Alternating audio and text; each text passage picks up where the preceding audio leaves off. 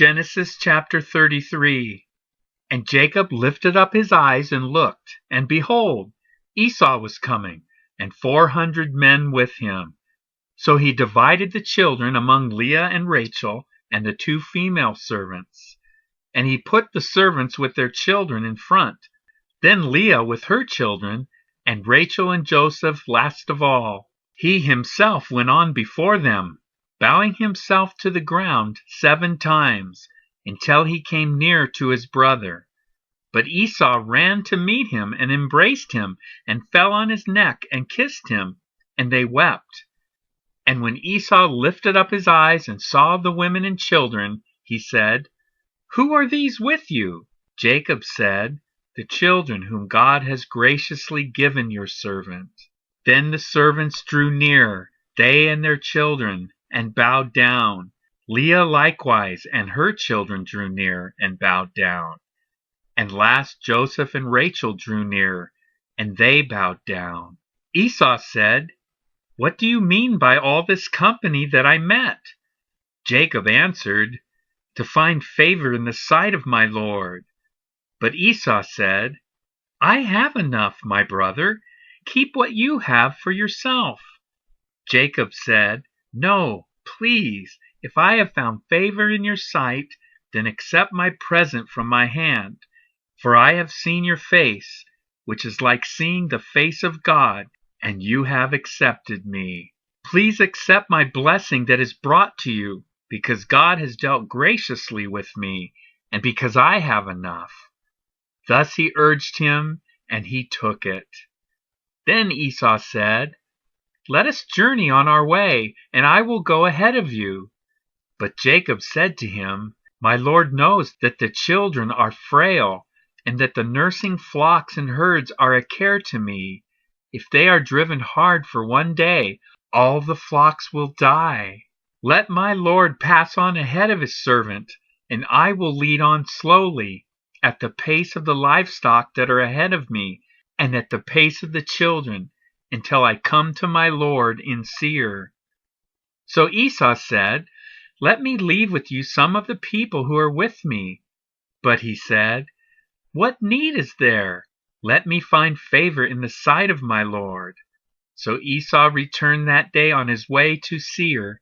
But Jacob journeyed to Succoth, and built himself a house, and made booths for his livestock. Therefore the name of the place is called Succoth.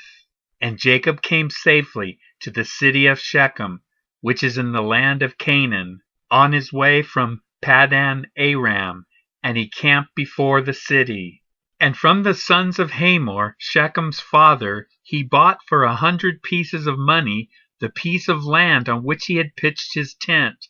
There he erected an altar, and called it El Elohe Israel. Genesis chapter 34.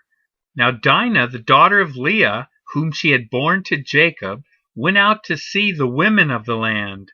And when Shechem, the son of Hamor the Hivite, the prince of the land, saw her, he seized her and lay with her and humiliated her.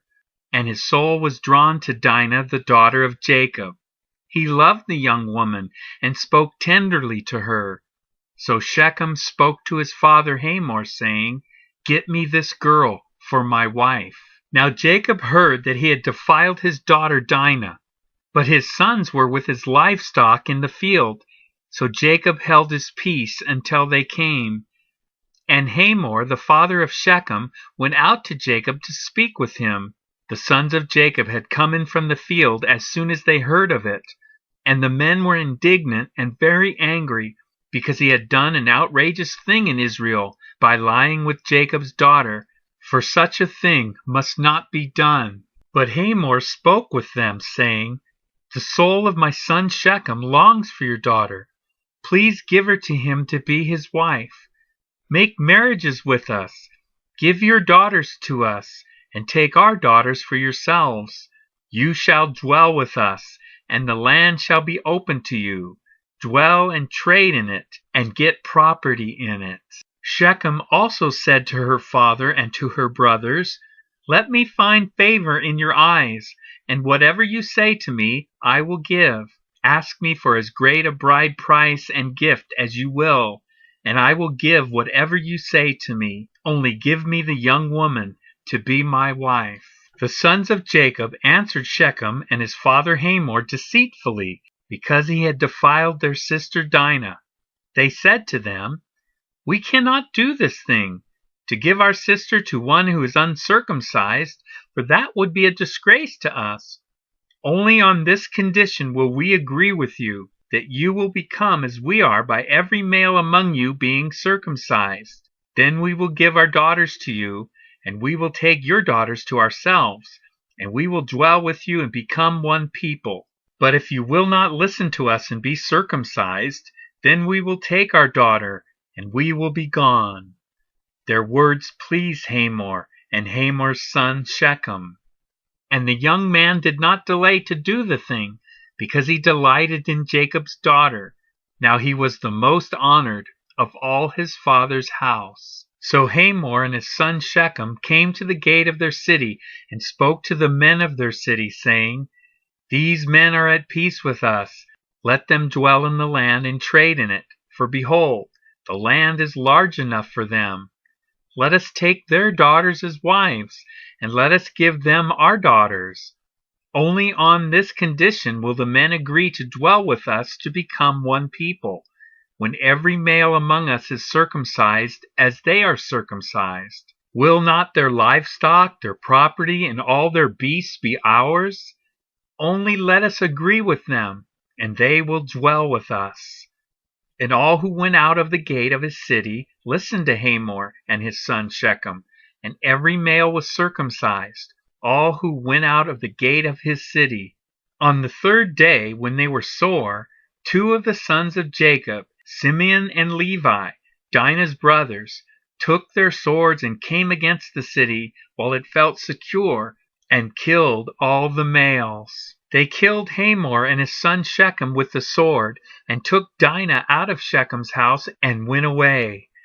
The sons of Jacob came upon the slain and plundered the city, because they had defiled their sister.